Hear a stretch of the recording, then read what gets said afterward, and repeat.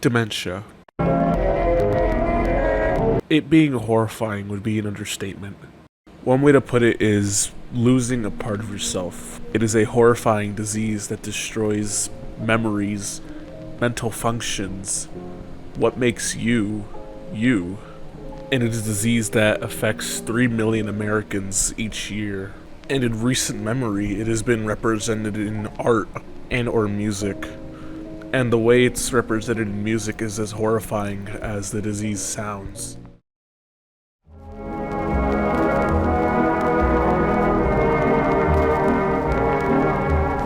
The Caretakers Everywhere at the End of Time is an album I feel like needs no introduction if you've been on the internet for within the past year. If you may not have heard of it, you may have at least seen this iconic image. It is almost synonymous with The Caretaker, or Leland Kirby as what he's actually called. Everywhere at the End of Time is an album of the degradation of the mind through Alzheimer's disease, or dementia. This album is to show the listener of the experience of what it's like going through something this horrific, with it clocking in at 6 hours for each 6 stages of the album representing a different stage of dementia. And again, it's horrifying. This album has gone on to gain a lot of traction within the last year. Recently there's been a rise of fan-made sequels and different takes when it comes to some of these. Some of these deserve a lot of praise, and I'm gonna praise them right now, so. Everywhere at the End of Time Schizophrenia Edition is a personal favorite of mine, which goes straight into how the mind acts with schizophrenia, if that's one way to put it. I'm very ignorant on the details of schizophrenia, so if I get anything wrong, please correct me. But as the name entails, rather than being about dementia, it's more or less about the inner psyche through schizophrenia. I'd highly recommend this one. Minecraft, but it's Everywhere at the End of Time, which is meant to be a more familiar version for those that can't relate well to the original album. I feel like this one is meant to relate towards more younger people that want to get into it, but don't have the patience or cannot relate to oldies music. And finally for this one, for this brief mention, is Stage 7, Heaven, Hell, and Purgatory. This is an absolutely well done continuation, with my personal favorite being Hell. As you just came from the Stage 6 Clarity, it ends up getting worse. Much, much worse, with Heaven, Hell, and Purgatory clocking in at 8 hours. But there's two I've neglected to mention. There's the big behemoth of a video being the Care Bears Everywhere, the beginning of nowhere, a 9-hour total album dedicated for someone's grandmother who is going through Alzheimer's. I haven't finished it myself, so I can't really say, but I give it a recommendation if you can at least sit through the 9 hours. I've heard it's actually worth it, but I haven't had the time to listen to it fully myself. And finally, the one this video is about, the one that I feel like doesn't get any recognition when it comes to these fan-made sequels, or at least as much praise as these that I've mentioned earlier. That being Jordan Curing's, or Caretakers, Nowhere at the Millennium of Space. Before I actually discuss Nowhere at the Millennium of Space, I have to discuss some other stuff as well. I would like to bring up Nowhere a Desolate Decay, which is the leftovers from the album. Think of it as your Everywhere in Empty Bliss, except for Nowhere at the Millennium of Space. The other one I'd like to bring up is A Desolate Decay Beyond All Comprehension, which is a prequel. Think of it as an Empty Bliss Beyond This World, but for Nowhere at the Millennium of Space. I wanted to bring this up before I got into the actual album. So let's discuss the actual album with Stage 1.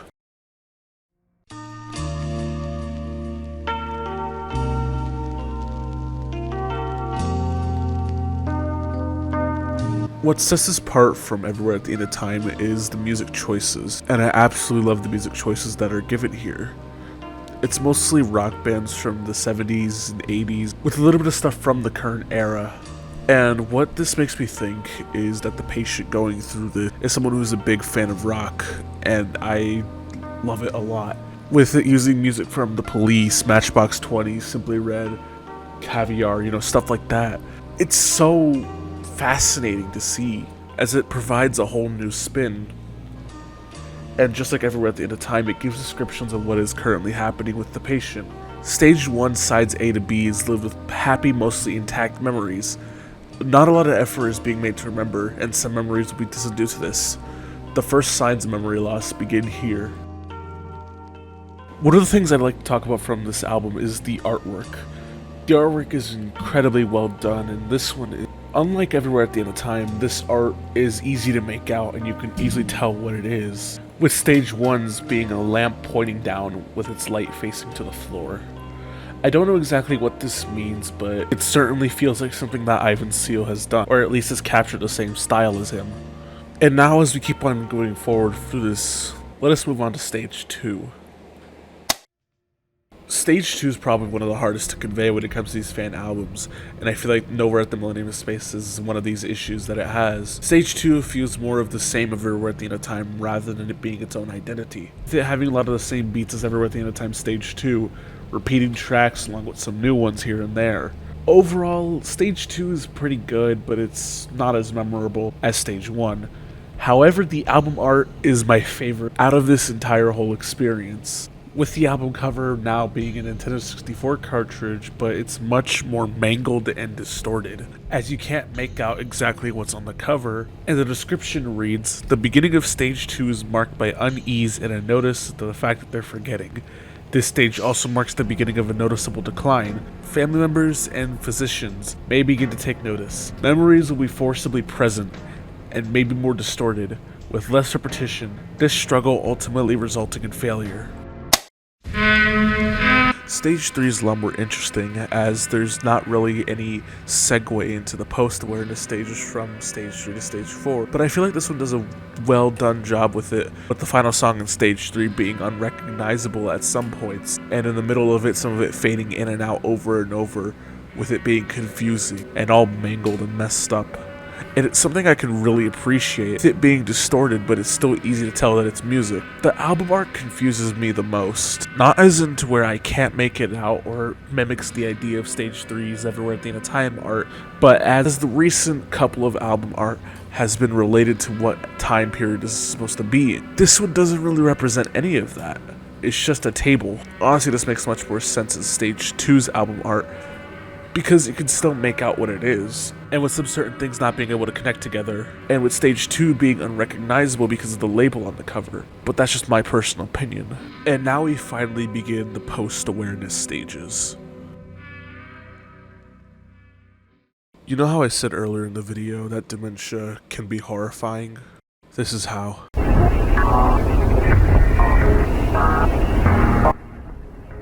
Stage 4 is where the post-awareness stages begin.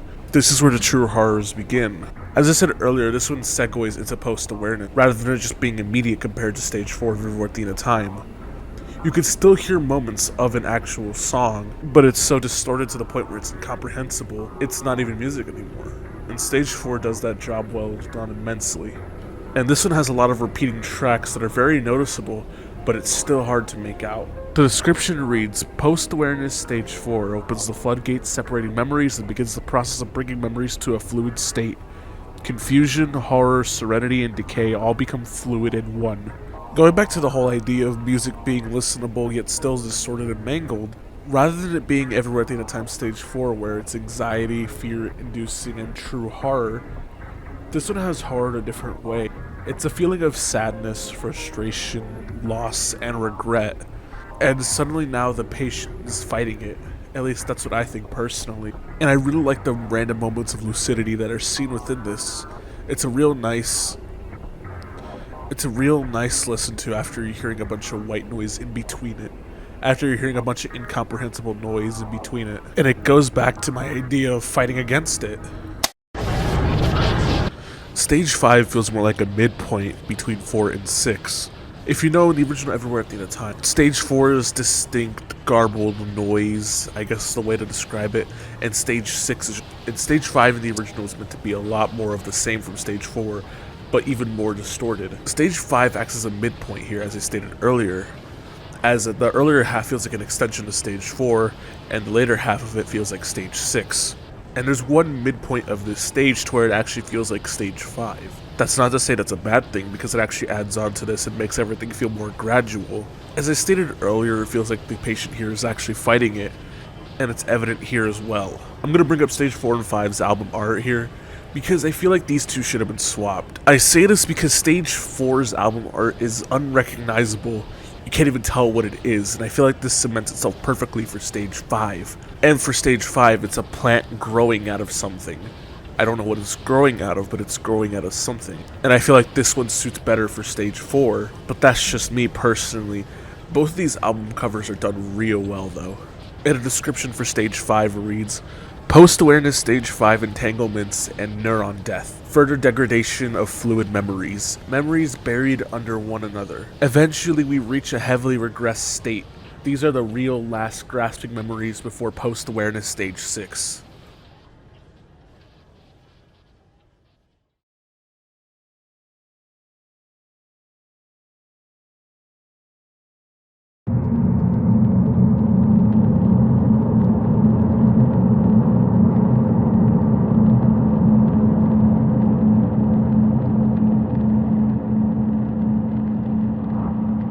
We have reached stage 6, pure white noise.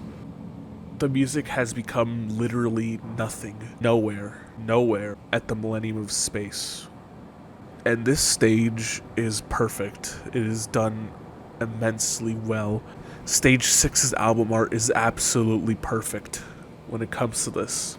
This album art is perfect and represents what Nowhere at the Millennium of Space is. As it takes place during this time period, it fits in perfectly. The side of the cassette tape representing memories that were inside A all the way back in stage 1 that are no longer there, leading to a blank cassette tape. This is so well done. The description in the video reads null. Same deal as Everywhere at the End of Time stage 6 description. And I'm about to talk about the main reason why I wanted to make this video. And I want y'all to know, please listen to the original. It will make so much more sense. And it's so worth it.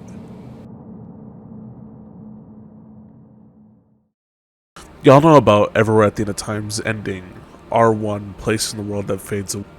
I'm pretty sure you do if you're at this point in the video and have probably ever listened to the whole album. The way Nowhere at the Millennium of Space handles its R1 is fantastic. It's genuinely masterful. And in my opinion, I think this ending is better than Place in the World Fades Away. As the final track slowly fades in, you hear something. As the music fades in, you hear a guitar chord. And then that song kicks in.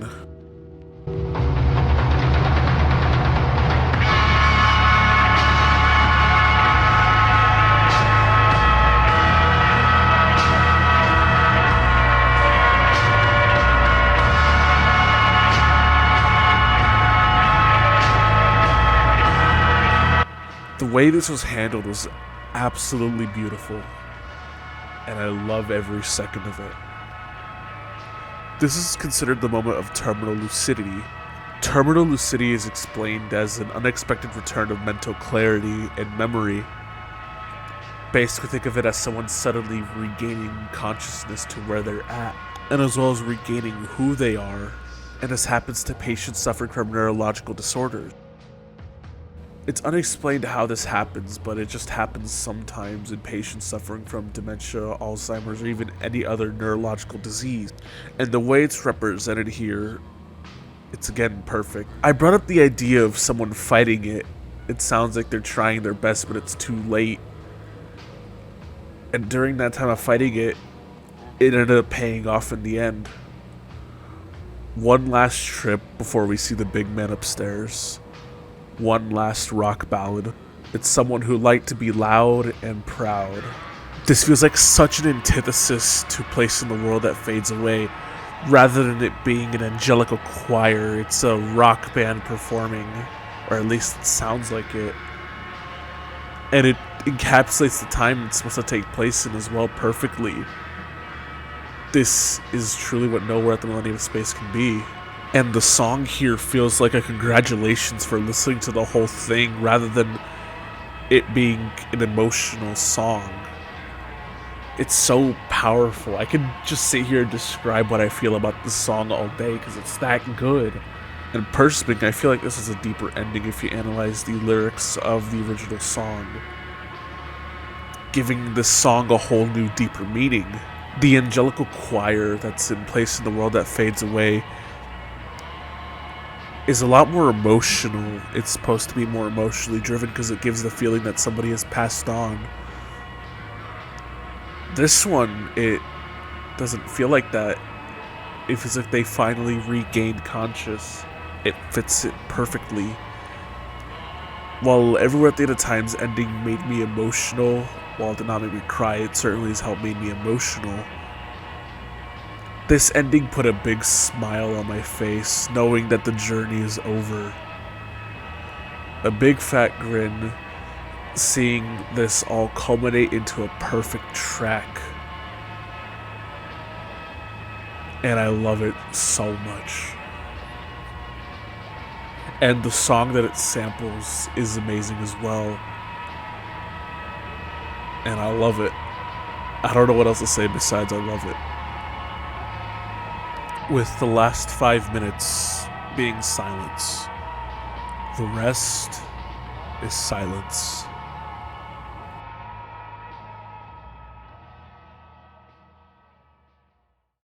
So I'm pretty sure it's safe to assume that I think pretty highly of this album, as I try to keep everything concise and well put together. And after listening to both Everywhere at the End of Time and Nowhere at the Millennium Space twice for the preparation of this video, it has changed my perception on how I see certain neurological diseases such as Alzheimer's and dementia, but how I also see my current life. While I may still be a young adult, I feel like I have to cherish my memories even more, because one day I'll be at an old age to where I can't remember those. Anyways, thank you all for listening to me talk about an album I really like. If you somehow didn't listen to this album while watching this video or anything else, what are you doing? Please go listen to it. Go support Jordan Curing. We'll see y'all in the next video. It'll be soon, because I haven't uploaded in a month.